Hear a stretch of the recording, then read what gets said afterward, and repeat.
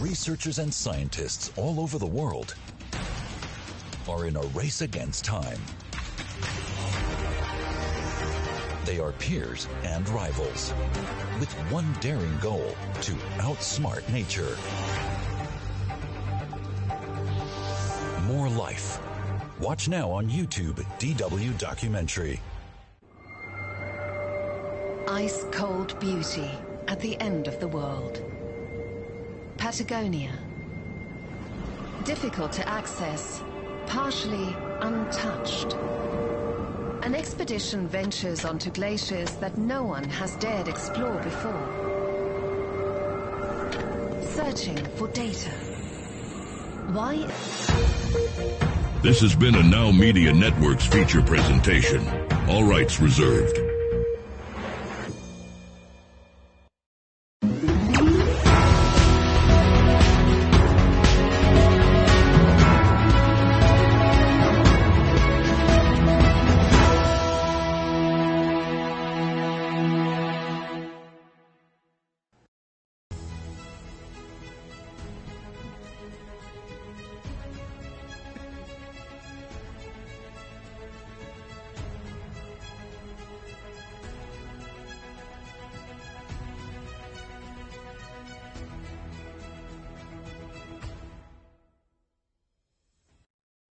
Thanks for tuning into the show this week, everybody. This is Real Estate Insights. I'm your host, Andrew Glisson. When we come back from the break, we always take a really short break, introduce you to our first guest.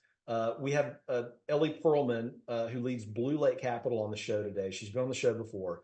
For those of you guys who haven't seen Ellie yet, that she specializes, her company, Blue Lake, in helping passive investors grow wealth in very strong U.S. markets. They essentially buy multifamily buildings, they do some value add, and they achieve great returns. So for those of you guys that are sitting on the sidelines, you've got some capital to deploy, you're going to want to listen to Ellie's pitch and hear her story and Blue Lake Capital's story because they've got a very good business in the multifamily world that she's going to tell you about. So we're going to take a short break and we'll be right back.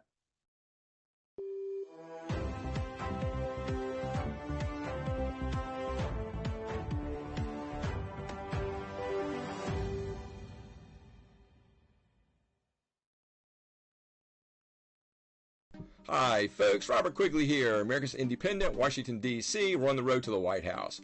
Tyrannies of the extreme must end. Americans firmly believe that the needs of the many must outweigh the needs of the few. What folks do in their bedrooms and the lifestyles they choose are protected legal rights. However, the other 99.9999% of Americans have a legal right to be free from those choices. Adolescence is tough, but it is a crime to interfere with the normal and usual course of nature, childhood development. Schools must operate within the parents' reasonable expectations. Most left-leaning folks are moderates. They want the government to have the backs of all Americans. Go to robertquigleyforpresident.com, find the donor box button. Team America needs your dollars. Together, we will make it work for all of us. Paid for and approved by the Robert Quigley for President campaign.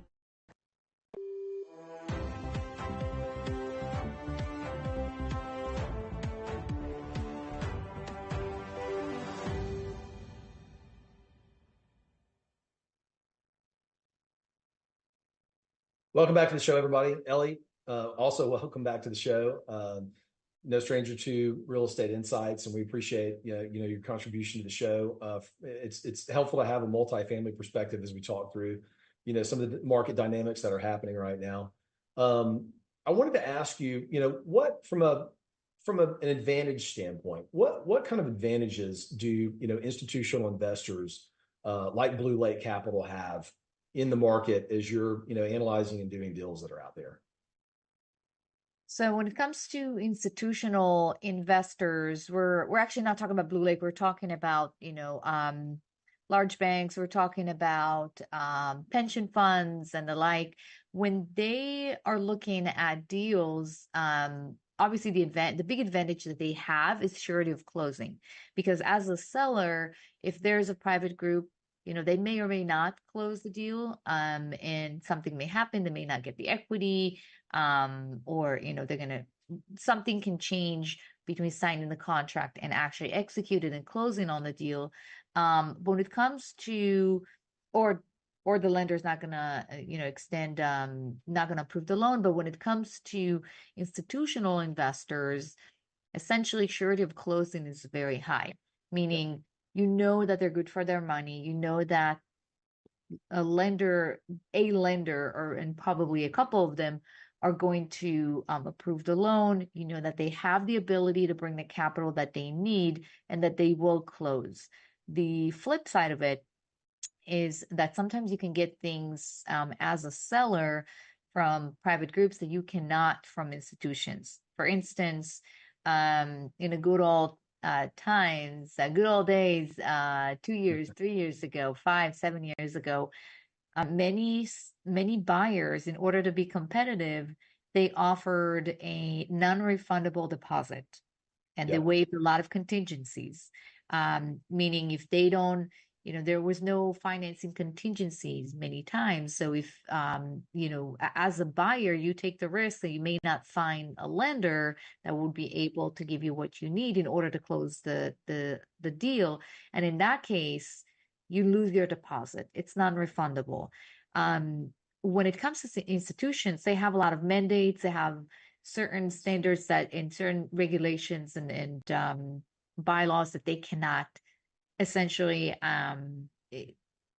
pass, and so they cannot they have to obey by. And so, for instance, they do not have non-refundable deposits. Now, one may say, well, that's fine because surety of closing is high and they're probably going to close. Yes, but what if they find out something during due diligence that is going to make them think twice and regret and essentially pull back and not buy the asset? When it comes to non-refundable deposit, many times, even if you find something during due diligence, you can't really take that money back. Yep. And from a competition standpoint, do you consider yourself an institutional investor? You're saying that those are hedge funds and pension funds and things like that. Does Blue Lake Capital consider yourself institutional? No, we're not. We're actually a private equity group. So institutional investors, they are many times public companies, pension funds, and that's one type of investors. And you have, on the other side, you have private equity, and in between you have family offices. Yep. So when it comes to institutional investors, we're actually not institutional. We're not an institution. We're doing large deals, and we just recently we closed the 11th largest multifamily deal in the U.S. and the 5th largest in the Midwest in 2023. But we're not institutions. Many institutions are buying, deals above $100 million, but it doesn't make us an institution.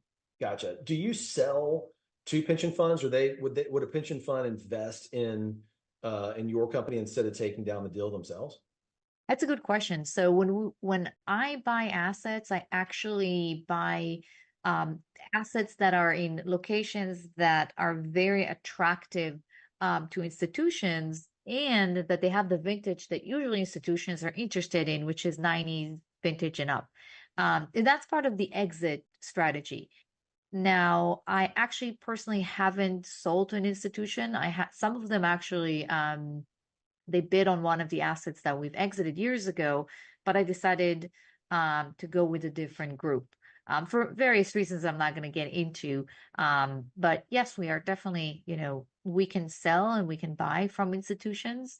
And again, if they cannot offer a non-refundable deposit, then I may or may not prefer to work with a private equity group that has more flexibility. Right. From a market perspective, geographically, I guess, around the country, how do big players that are coming into markets and looking at these big apartment complexes, you mentioned $100 million deal a minute ago, how does competition affect pricing, or does it? So are you asking essentially when you're looking at large deals, how the competition is impacting the process? Yeah, or even the price. I mean, does it? Everybody has an Excel spreadsheet. You've got a model, a formula to where the deal is going to make sense for you, based Yeah. on the economics. Do you find that more players in the market, more big players competing with that, will cause people to compress the economics and stretch on a deal, or does everybody kind of have the same commercial view of that, to where this is the price, this is what we're going to pay, and then you just compete with whoever the best personality is, I guess, in the mix. Does that make sense? Yeah, years ago, I would say 2 years ago, and 2, 3, 5 years ago, the competition was fierce, regardless whether if it was $100 million deal or 50 or $20 million deal. But I would say that the smaller the deal was, the wider was the gap between and the spread between the different offers, because you had groups that were not that sophisticated that essentially were willing to bid a lot more, whether their fees were lower than others, whether they did not know how to underwrite, or whether they were too optimistic and were very aggressive in their underwriting and assumptions, and that made them bid very high. When it comes to larger deals, 50, 80, 100 million and above, it really depends on the timing. So on the timing, 5 years ago, we were competing against, and 3 years ago we were competing against, we could bid with 10, 15 other groups. So it may not be against, I was once on a $20 million deal, I bid and there were 35 other or 34 other groups. These numbers are insane. So obviously you have fewer groups that can buy $100 million deals, but there's still competition. Right. The interesting thing, and what we're noticing today, is that most buyers are arriving at the same number, right, more or less. So you don't have a $5 million gap between your offer and the winning bid. It could be $250,000, could be 100,000, maybe $500,000, maybe more, maybe less, but the delta is kind of shrinking because everyone is more conservative. The debt, everyone is kind of going back to fixed rate, work with agencies, not working for the most part with bridge lenders, and so you pretty much get to the same number. And then the question is, do the seller like you? Do they, how they evaluate your surety of closing, and what other terms that you're willing to offer that can be attractive? So it really does boil down to, I guess, the team that you bring in front of that seller to really sell yourself as a company, as a good partner in that acquisition process, to really put yourself over the finish line. Yeah, it's definitely part of it. It's definitely part of it. We're affiliated with a family office, and of course, we make sure that the seller understands that the broker understands that. So that helps with, obviously, surety of closing. But we also have flexibility that many larger groups and institutions don't have. And when institutions stopped investing 18 months ago, only a handful of private equity groups were able to actually compete. So we were walking and bidding on Blackstone assets, and no other institutions that I know were part of the bidding process. But it was us and maybe 4 other private equity groups. And so it was nice to be to bid on deals without competing with institutions, but they are coming back. So they're actively looking to deploy money, and I think that probably towards Q3 of this year, we're going to see more deals happening with large institutions. Interesting. We've got a couple of minutes left, Ellie, or actually one, but final question. Of all the deals that you look at, what percentage would be off market and on market? That's a very good question. Yeah, that's a very good question to my acquisitions team. I would say that maybe 20% are off market. The rest are still going through brokers. So even if it's not fully marketed with a full offering memorandum blasted all over the internet, if even some of or most of the off market deals at the size that we're looking at they still go through the brokers. So the sellers are still going to go to brokers and tell them, call your top 5 groups or 10 groups, offer it to them. There's no official marketing materials. There's no official, sometimes there isn't even an official bidding process. But, as you go to the smaller assets, 5, 10, 20 million, then you may be able to get, off-market deals directly from the seller, because usually you're dealing with less sophisticated or legacy sellers. Sometimes they're old and they retire and their kids don't want to deal with the real estate, or the owner died and the heirs are essentially selling the assets. But mainly, even if it's off market, it usually still goes through the brokers. Yeah, so it's harder to find those direct to seller acquisition targets anymore. Not at 100 million. These Yeah. guys are never going to just have someone look at their asset and make a bid and sell it to them without having a broker involved. So not at that level, unfortunately. Makes sense. Ellie, thank you again for the time. We'll be right back after a quick break, everybody. Absolutely, Andrew. Thank you for having me.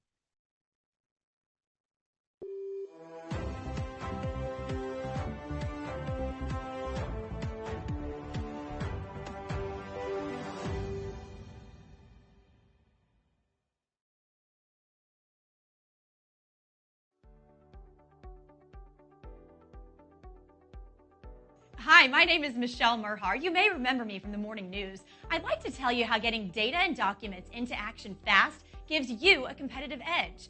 Digital-first thinking to manage document workflows efficiently are giving all organizations a competitive edge. In fact, digital document automation is an essential process, helping us to become more profitable and to compete. By making any process paperless with secure automation, decisions can be made efficiently, virtually from anywhere. You'll be able to find and share documents securely in seconds. Your staff will be empowered by making optimal use of every office hour. And by the way, the size of your organization doesn't matter.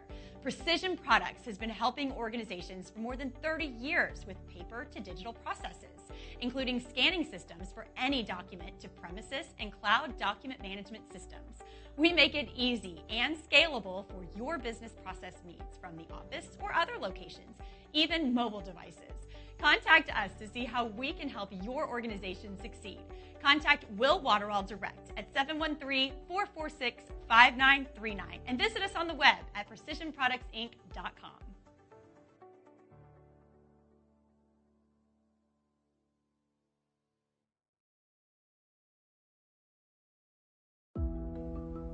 The legal profession is not immune to the disruptive power of artificial intelligence. AI is reshaping the way lawyers research, analyze, and manage legal matters. AI-powered legal research tools can sift through vast volumes of legal documents, statutes, and case law in seconds, providing lawyers with comprehensive insights to build their cases. In courtrooms, AI is used to manage and present digital evidence effectively. It can organize and analyze evidence, making complex cases more understandable for judges and juries. In contract review, AI quickly identifies potential risk, inconsistencies, and compliance issues in legal contracts, saving valuable time and reducing human errors. The future of law is being shaped by AI. AI is streamlining legal research, improving courtroom presentations, enhancing contract analysis, and making legal information more efficient and accessible. Data Dive, infinite insights instantly.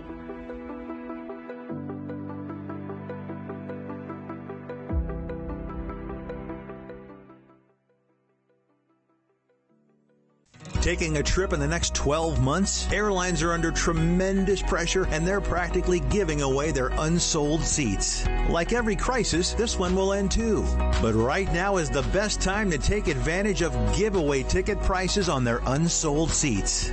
We're not allowed to publish these low fares online. The only way to get these rock bottom giveaway prices is to call. So phone low-cost airlines now for airline ticket prices you may never see again.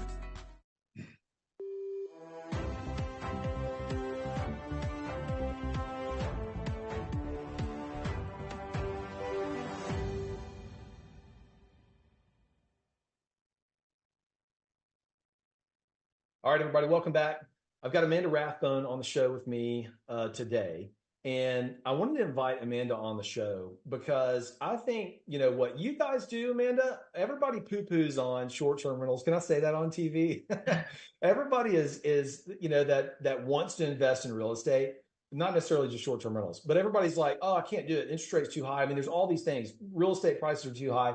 And I wanted to kind of prove to people that you still can invest in real estate because let me just give you guys kind of an intro to Amanda real quick. Amanda's a real estate agent. Has been for a long time. She and her husband also own investment properties, and they are short-term rentals. They own them, they manage them, and they're still buying them, right? So you just bought what? Your ninth or 10th rental property just recently, or your short-term rental? Yeah, we just bought our 9th short-term rental in December. Yeah. So how did you find the opportunity? Obviously, all of the things that you own are short-term rentals. So just walk us through what makes a good short-term rental in your mind? How do you set it up? How do you rent it out? I mean, really the whole thing.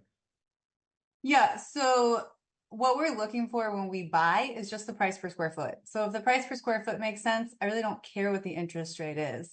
With the short-term rentals, you have the potential for so much in the way of a return on investment, where instead of like a 7% for the long term, like we're aiming for 18 to 20%. Wow. So as long as our price per square foot makes sense with room for cap gains and, room just in case it doesn't take off initially, like we're fine, we're buying. And the Memphis market itself, like the price per square foot here is so low. There's a lot of potential, upside potential. So you're really looking at it as, if we jump in here and we make this a short-term rental, if it's 150 a square foot market, I'm not buying for 200 because I can't sell it back into the market, basically. Exactly. Okay. And we actually try to get, like, our goal really is the 150 a square foot buy-in.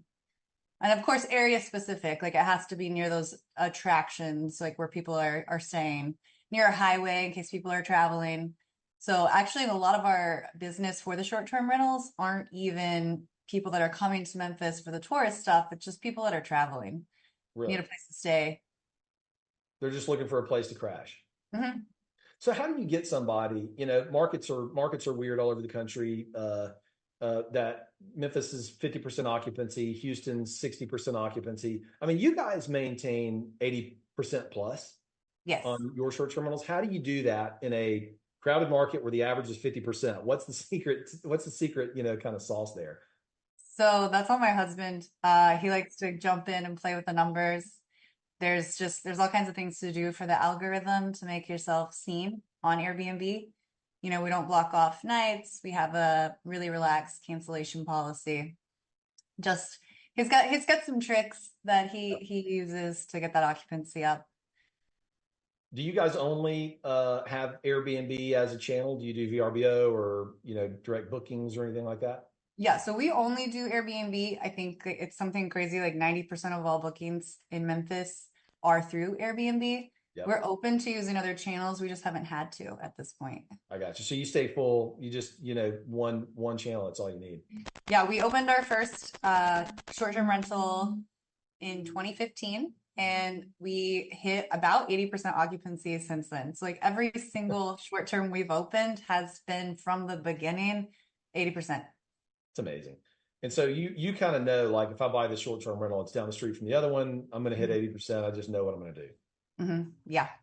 That's pretty solid. And so from an amenity standpoint, what are you giving your guests in your Airbnbs? What do they look like? What are you giving them? Okay, so that is where I have this unique perspective. So I sell homes, and I sell a lot of homes to investors who are trying to get into the Memphis market. Yep. And so a lot of them have been influenced by these Instagram gurus who are like setting up these crazy Airbnbs with hot tubs and like putt-putt. And I actually get to see those perform in real time. And then my husband and I, our strategy is a bit different, where we're just doing nightly rentals. Like we're just doing nightly rentals where people want to stay. It's kind of like midterm. And I see the bigger Airbnbs, the not party houses, but the ones that are catered towards events, they're really struggling in our market anyway. Yeah. And so really the midterm ones are the ones that are flourishing.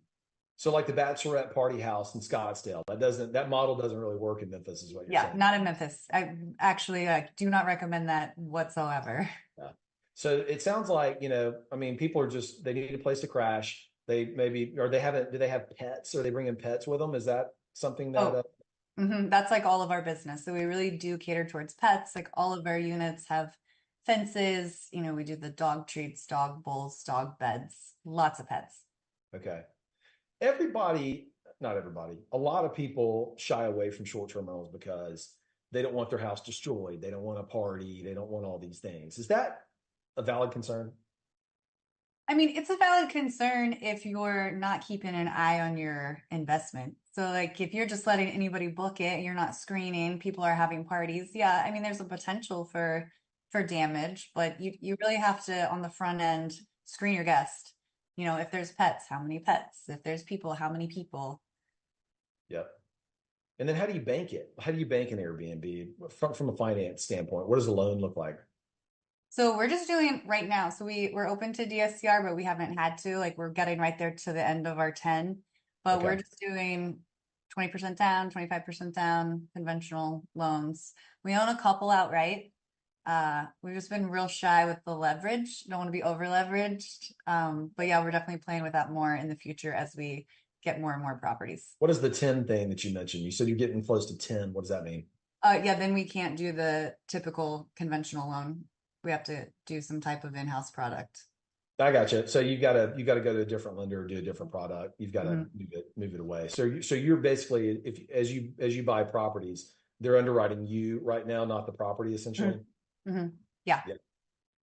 And then from a revenue standpoint, is it pretty easy to get paid on the Airbnb platform? I mean, yeah. So we haven't had any problem with payment. We haven't had any problem with fraud. Everything's been really up and up.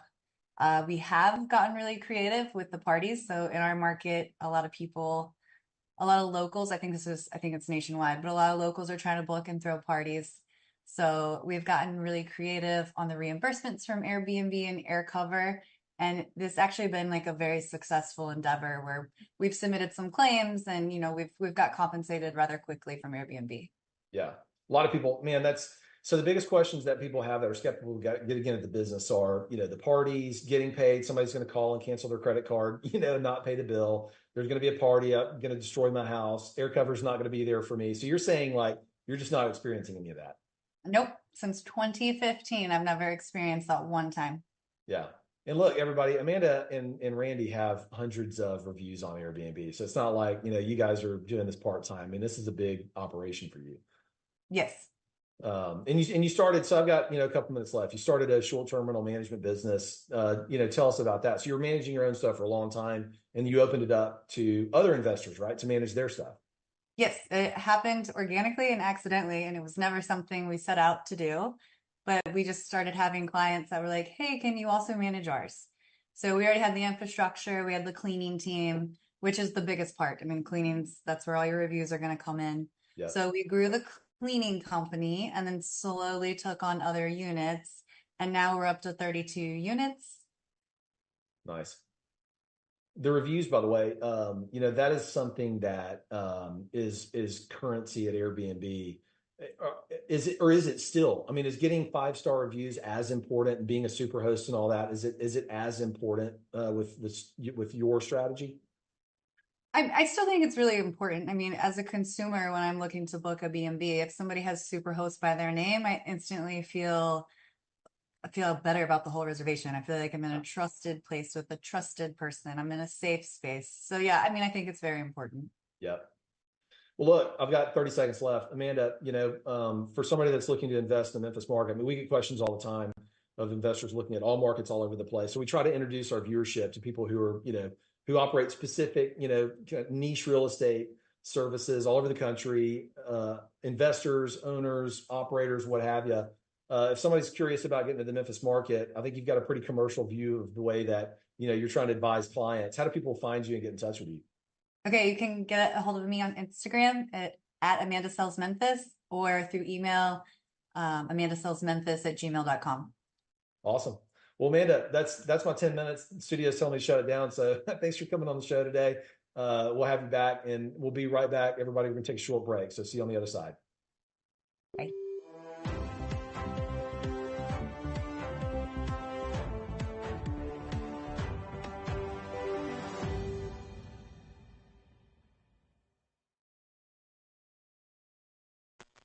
Taking a trip in the next 12 months? Airlines are under tremendous pressure and they're practically giving away their unsold seats. Like every crisis, this one will end too. But right now is the best time to take advantage of giveaway ticket prices on their unsold seats. We're not allowed to publish these low fares online. The only way to get these rock bottom giveaway prices is to call. So phone low-cost airlines now for airline ticket prices you may never see again. The legal profession is not immune to the disruptive power of artificial intelligence. AI is reshaping the way lawyers research, analyze, and manage legal matters. AI-powered legal research tools can sift through vast volumes of legal documents, statutes, and case law in seconds, providing lawyers with comprehensive insights to build their cases. In courtrooms, AI is used to manage and present digital evidence effectively. It can organize and analyze evidence, making complex cases more understandable for judges and juries. In contract review, AI quickly identifies potential risks, inconsistencies, and compliance issues in legal contracts, saving valuable time and reducing human errors. The future of law is being shaped by AI. AI is streamlining legal research, improving courtroom presentations, enhancing contract analysis, and making legal information more efficient and accessible. Data Dive, infinite insights instantly.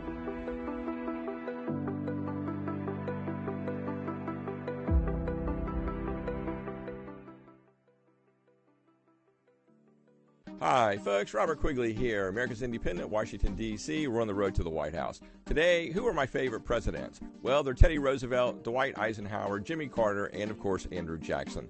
Teddy Roosevelt was a great outdoorsman, so am I. Dwight Eisenhower, a war hero and a Republican president that showed that big government can do great things if managed properly. Jimmy Carter was very unpopular in his lifetime. However, he did show how great of a senior statesman he was post-presidency. Andrew Jackson, I love Andrew Jackson. Forget about the slavery stuff.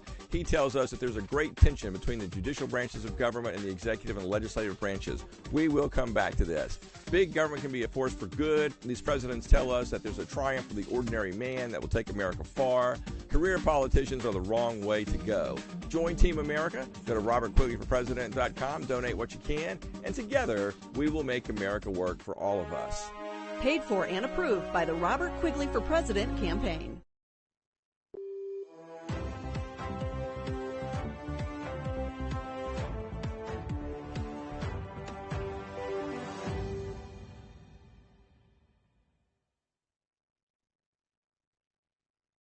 All right, welcome back to the show, everybody. Welcome, Shannon, again, back to the show.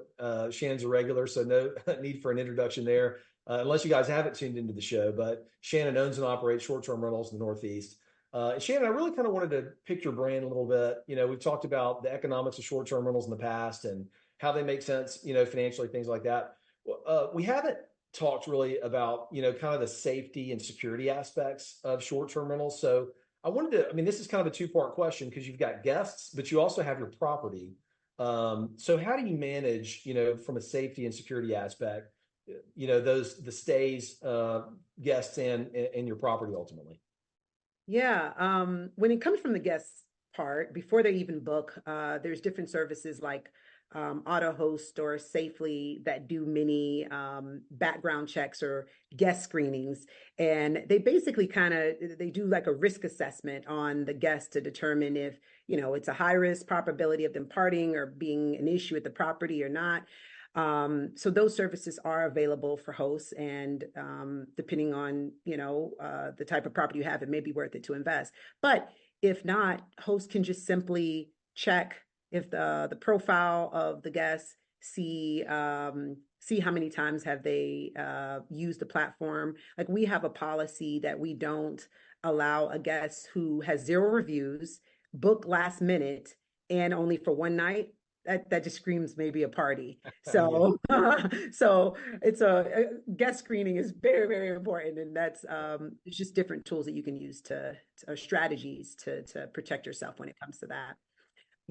The other thing is more so setting up clear guest rules, expectations around who do you call if there's an emergency. So if there is an issue at the property, once the guest gets in, who do they go to so they can resolve it quickly enough.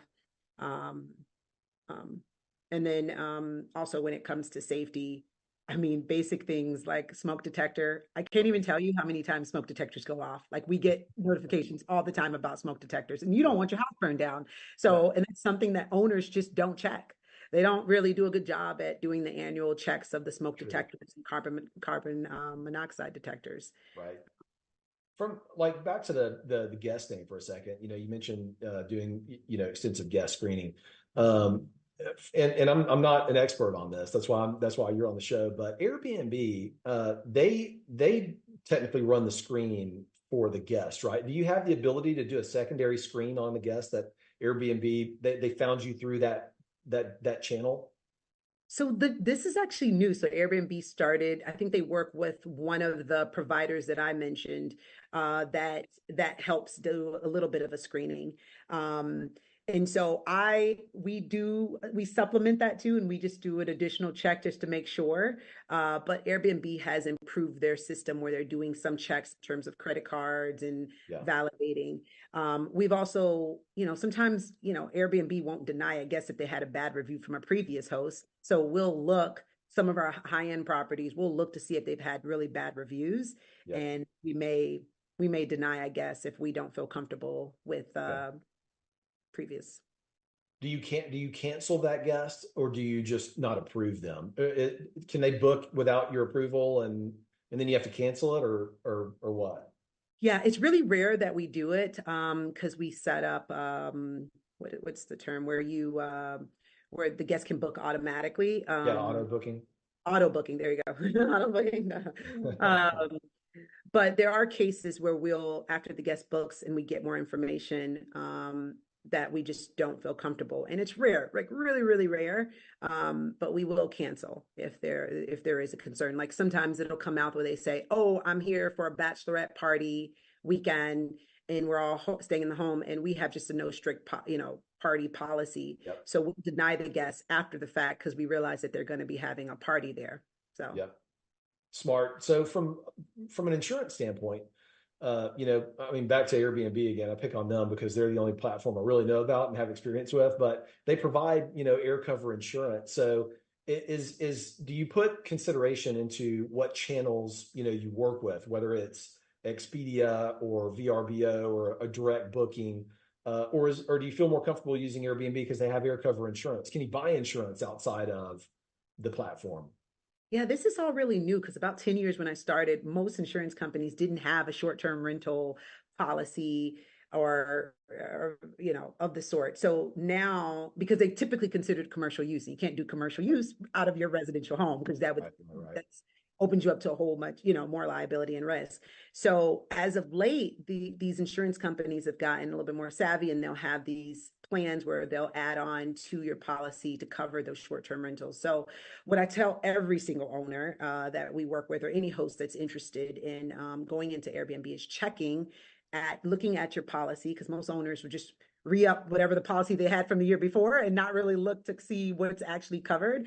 So seeing if short-term rentals are covered and adding that on. And if you can't, because some insurance companies don't cover it, there's companies like Rental Guardian, Safely also has it as well. There's a few companies you can Google out there and add an additional coverage to what you already have. The beauty about Airbnb, and that makes it actually a more optimal platform, because they have the $1 million liability, guest liability coverage. So there is a lot of security in that. That you feel as a host, you're like, okay, let me just keep it that. But you got to understand, Airbnb, they charge you for it. So they charge the 15% commission. They charge the commission for it. And so depending on what type of business you're in, you may want to, supplement that and, get your direct bookings. Use other platforms like booking.com, which does not provide insurance, and you're going to have to self-insure. And there's different ways you can protect yourself that way, but it's really important that you get some coverage because, anything could happen. Someone could slip and fall and you would be responsible. Oh man. I mean, there's so many things. I mean, a guest could leave the stove on, your house burns down, right? I mean, you have to put that on your insurance. I mean, a lot of people are, I guess, have a negative opinion because they heard from somewhere, that Airbnb doesn't pay out on the air cover claims. Like, have you noticed that to be true at all, or do you feel like, they're pretty reasonable about claims? They are pretty reasonable, but you also need to, stand your ground and fight a little bit sometimes and submit. And sometimes if you're denied the first time, escalating it, submit more documentation and escalating. We have a woman on our team who's just a pro at it. She knows what to submit. You have to document it really well. But I really encourage you to just continue making sure it's all documented when you submit your claim, because if you don't have any evidence of it, then it makes it a little bit hard for them to honor them. Oh, well, look, I mean, that's like any insurance policy. I was in the insurance business for, 13 years, and you can't make a few $1,000 insurance claim and have no documentation, right? I mean, so there's like got to be a little bit for, give and take. But finally, Shannon, I've only got a couple minutes left, but what are some of the things that that an owner can deploy from a technology standpoint, rather? Smart locks, cameras. I mean, how do you deploy some of those items in your Airbnb? Is it worth it? This is one of my favorite topics, because I think this is kind of where we have a little bit of a competitive advantage, is where we really embrace technology. And when you think about technology, I think about three things that every host should have. Smart lock, security camera, and I like to call it noise monitor. There's a company called Minute that I love using. And so just breaking it down, smart lock, for obvious reasons, you can kind of control when the guests can come in and out the home, right? That's important, because you don't want them coming in a day early, right? You want to control, and you just, the smart locks can kind of gauge when the cleaning people are there, when the maintenance people are there. You can deny access. We had an issue where a guest was partying and they left the house, and we were telling them that, they need to be out. They were partying, whatever it may be. They were causing issues, being too loud. And we were able to lock them out of the house remotely until I got over.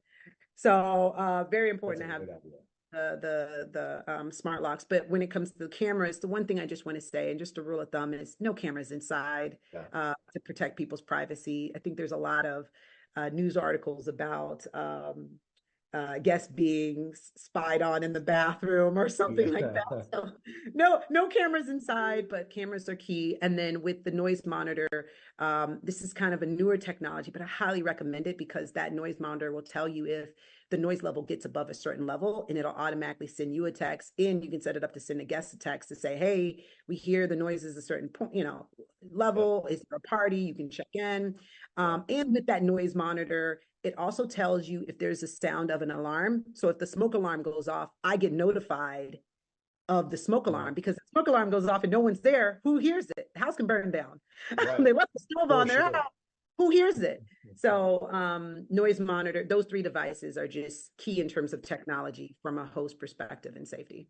Good. Well, Shannon, I appreciate it. I've run out of time again, but thanks for being on the show and talking us through those some of those issues. I got way more questions, so we'll have you on again soon. So thanks again, and we'll be right back, everybody. I always feel like I'm rambling, but yeah.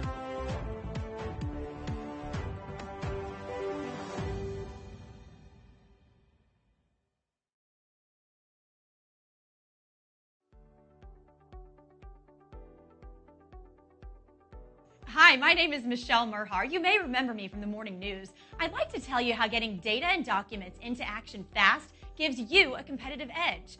Digital-first thinking to manage document workflows efficiently are giving all organizations a competitive edge. In fact, digital document automation is an essential process, helping us to become more profitable and to compete. By making any process paperless with secure automation, decisions can be made efficiently, virtually from anywhere. You'll be able to find and share documents securely in seconds. Your staff will be empowered by making optimal use of every office hour. And by the way, the size of your organization doesn't matter.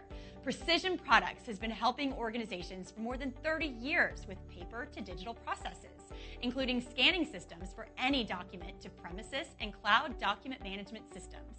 We make it easy and scalable for your business process needs from the office or other locations, even mobile devices. Contact us to see how we can help your organization succeed. Contact Will Waterall direct at 713-446-5939 and visit us on the web at precisionproductsinc.com.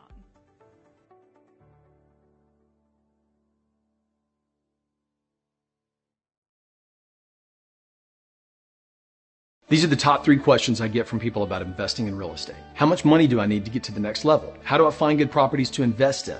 Can I even make money in this business when interest rates are so high? I answer these questions and many more in my online course, SFR University, where I show you the strategy that I used to build a multi-million-dollar real estate business in 4 years from scratch. Whether you're just starting out or someone who's looking to scale, this course will have something for you. Join us at sfruniversity.com. See you in the course.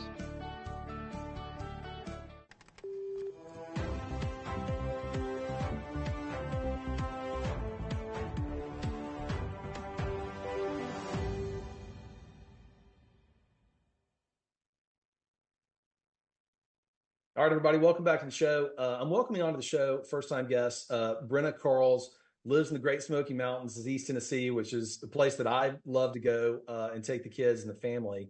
Brenna, first of all, welcome to the show. One of the interesting things I think that you have as a part of your background is that you're a mortgage broker now, but you got there a little bit non-traditionally. You used to be a singer-songwriter and even shared the stage with Dolly Parton. So, first of all, welcome. I'd love to hear kind of that story, how you got into the mortgage business to begin with. Yeah, thank you so much for having me on. So getting in the mortgage industry was kind of unconventional. I used to be a professional singer here in the Smoky Mountains and a lead singer in various shows. And then I got contracted to be Dolly Parton's background singer for about 3 years here and would just sing her background vocals for whatever songs that she was performing for whatever events that were here. Worked 6 days a week, didn't have holidays off. So that was a fun time of my life. During that process, I wanted to have my own home instead of rent. And so I did a construction loan, FHA loan, to get my primary residence. And kind of fell in love with the process of organization and spreadsheets. I really love Excel spreadsheets for some reason. And so I was like, hey, I asked the broker at the time that's now retired and out of business, how do I get into this? And he said he thought that I would be good at that. And so I interned with them in the mornings and then performed in the evenings. And then I had no experience, right? I didn't even know how to calculate a debt to income ratio when I got in the business.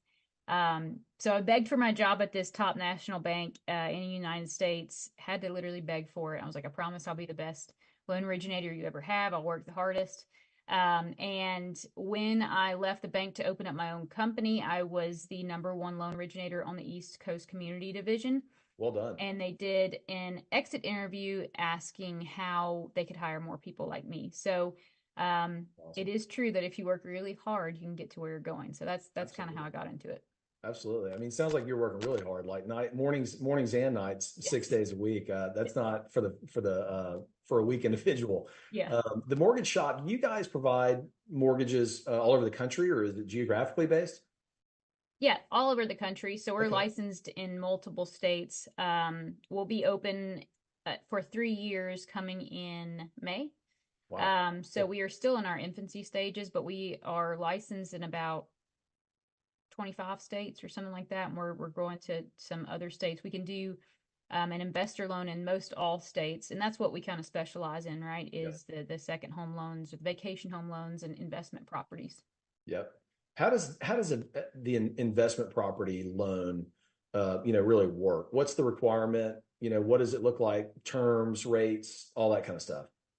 Yeah. So there's different options. So if you're a first time investor, there's the option of a vacation home. I kind of give that option to them. I'm like, hey, do you want to visit the area and kind of get to know it before you rent it out? Because the thing is, we teach our clients to self-manage as well, so they can make more income that way. And so I always say you want to know the area because you need to know how to recommend things like the Smoky Mountains to your guests.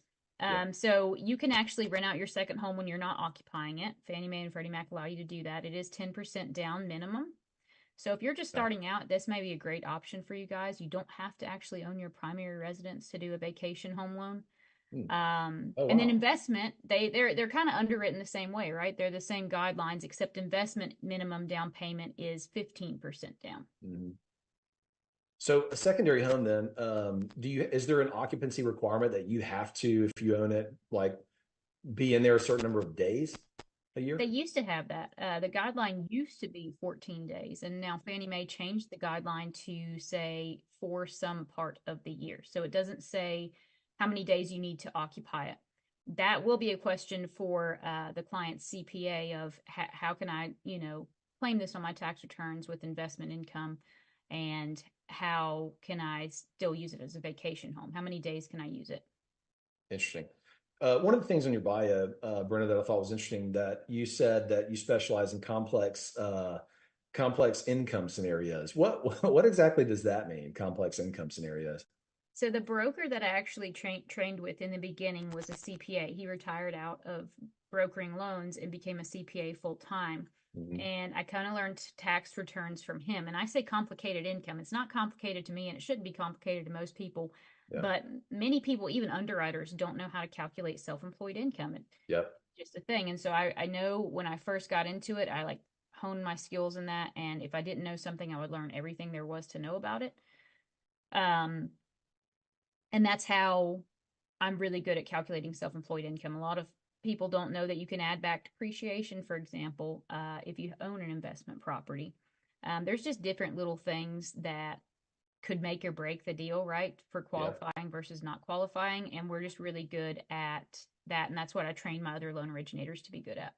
Well, look, Brenna, I think, and those of you guys watching the show right now that are self-employed individuals and you haven't gone through this, if you don't have a W-2 and you have self-employed income, you could literally have a mortgage broker tell you everything's fine. Here's your pre-qualification letter. We're good to go. And then the underwriter looks at it and immediately shuts your file down because they don't know that you can add back in depreciation. They don't know how to calculate your self-employed income. So in all seriousness, if you guys are self-employed or you're real estate professionals, Brenna, I have a lot of friends that do what I do. I invest in real estate. I depreciate all my income out. We do accelerated depreciation. We do cost segregation. And I have mortgage brokers that tell me you can't even buy your own personal residence. So, I mean, that is you got to talk to somebody like Brenna if you guys are buying a home, the primary residence. Yeah, definitely. We do primaries too. I don't, market that because, I mean, those are just kind of icing on the cake. If somebody wants us to do their primary residence loan, that's pretty easy compared to investment loans. Investment loans for the borrower are going to be exactly the same as a primary residence loan. It's just in the way that we underwrite our files. Yep. Do you provide, kind of the loans that are based on the property's income, or is it all about, the sponsor, I guess, the person that's buying it? Yeah, so we do so investment only conventional, which means like it's going off of your debt to income ratio, your credit score. We can use proposed rental income on that, but we also specialize in a loan that doesn't go off of your personal income or personal debt. It's called a DSCR loan, or it's known as debt service coverage ratio loan. It goes off the property's proposed monthly rental income and the proposed monthly mortgage payment. Usually we want to see at least a 1-to-1 ratio, which means if your mortgage payment is $3,000 a month, then that rental income that comes back needs to be at $3,000 a month or higher. Sometimes I actually get my borrowers to do this loan right now because we have the option with no prepayment penalty. Nice. And I get them to do it because it's actually showing a lower rate than conventional investment some days, depending on what the market rates come back as. So if I can qualify them DSCR and the interest rate's lower, then why not send them through that? 100%. I got two more questions really kind of before we close. I've got 2 minutes left. Pivoting just a little bit, the market in the Smoky Mountains, which you live right down the street in Knoxville. What's the market like in the Smoky Mountains for investment properties right now? It's good. So this is the thing. People say it's saturated, right? It is, because that's mainly our bread and butter. You have to look at these areas and say, could they survive without tourism? And that's the areas you want to invest in. And the Smoky Mountains definitely couldn't, because that's what it is based off of. And it has been based off of since the beginning of time, pretty much. Right. And so, yes, I think that it can still be profitable here. It is harder to find those deals to cash flow. However, if you work at it and you can find it, and then we help you to learn how to self-manage, 100%. Yeah. So that's what you hear, I'm on Twitter and social media a lot. There's tons of, naysayers that are like, don't invest in vacation properties and vacation markets anymore because it's oversaturated. And I was wondering about that. I mean, Gatlinburg seems like there's tons and tons and tons of investment properties out there. But you're saying it's still the potential's out there to make money. Yeah. those people that are saying that just aren't trying hard enough to please their guests. If you just go a little bit more than everybody else, you're going to do just fine, and you're going to cash flow a lot better than, let's say, your neighbor that's saying this and not trying to up their property. Yeah, smart. So a lot of people probably don't realize this, Brenna, but there was a fire in Gatlinburg. What year was that? That was 2016. 2016. That's actually what determined my decision into getting into finance. Okay. So actually my husband was a wildland firefighter, and I volunteered to hand out supplies. We didn't meet them. We met later, but it was cool because we both were working the same fire essentially. Wow, man. So, that a lot of people see fires in California and, wildfires, but they don't realize like there was a wildfire in Tennessee. Did the market change before and after that wildfire? Was it a defining moment for real estate in Gatlinburg at all? You would think it would be, but people came in and showed more support. So we got more people coming in the area to show us support, give us more income. We rebuilt the area. So I did construction loans, helped rebuild the area with newer homes that were safer. And the income continued to triple each year. That's amazing. Well, look, Brenna, I've run out of time, gone over a little bit. The time always seems to evaporate as we get into the conversation here, but I'd love to have you back on the show. I think Gatlinburg's an awesome market, and we get questions, from guests that watch the show all the time about, who do I call for investment loans and things like that. Real quick, before I let you go, how do people find you and social media handle, website? How do people reach out to you? Yeah, you can just look up my name, Brenna Carls, like it says on the screen. On Instagram, Facebook, I have a Facebook group called Financing Short-Term Rentals. If anybody wants to join it, you literally don't have to use us. We just give you the information of the questions that you ask in there. It's got quite a few people in there. And then if you want to email me, you can email me at brenna@mortgageshop.co, not .com. We were too late to get that .com, but brenna@mortgageshop.co. Awesome. Brenna, thanks again. I hope you have a great day. We'll be right back, everybody, after a short break. Thank y'all.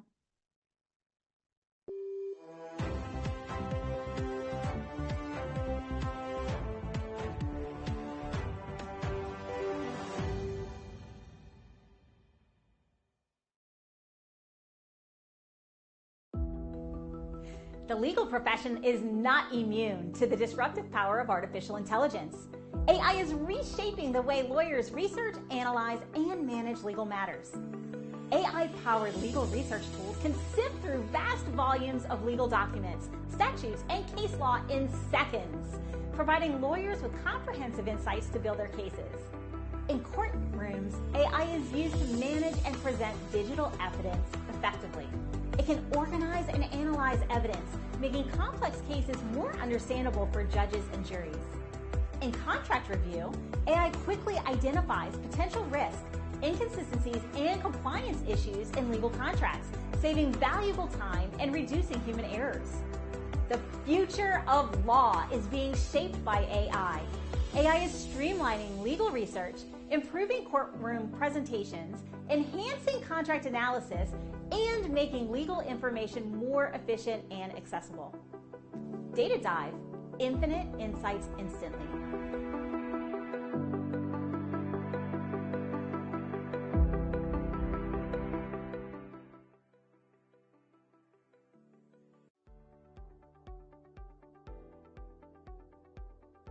Hi, my name is Michelle Merhar. You may remember me from the morning news. I'd like to tell you how getting data and documents into action fast gives you a competitive edge. Digital-first thinking to manage document workflows efficiently are giving all organizations a competitive edge. In fact, digital document automation is an essential process, helping us to become more profitable and to compete. By making any process paperless with secure automation, decisions can be made efficiently, virtually from anywhere. You'll be able to find and share documents securely in seconds. Your staff will be empowered by making optimal use of every office hour. And by the way, the size of your organization doesn't matter. Precision Products has been helping organizations for more than 30 years with paper to digital processes, including scanning systems for any document to premises and cloud document management systems. We make it easy and scalable for your business process needs. from the office or other locations, even mobile devices.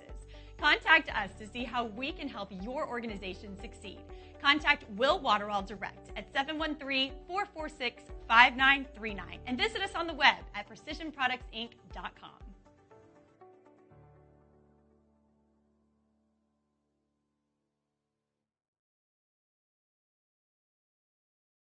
Hi, folks. Robert Quigley here, America's Independent, Washington, D.C. We're on the road to the White House. 4 out of 10 voters that I meet on the campaign trail pledge their vote to me in 2024. Team America are the true centrists in the 2024 election. We are rolling out a national ad campaign and talk show. We need mom and pop donors. We need sponsors. Our goal is to inform with facts, lead with solid, indisputable analysis and evidence. Truth and common sense will make America safe and strong for everybody. We need millions. This is a call to arms. The status quo is our enemy. Go to robertquigleyforpresident.com. Donate what you can, either big or small. Join Team America. Together, we will make America work for all.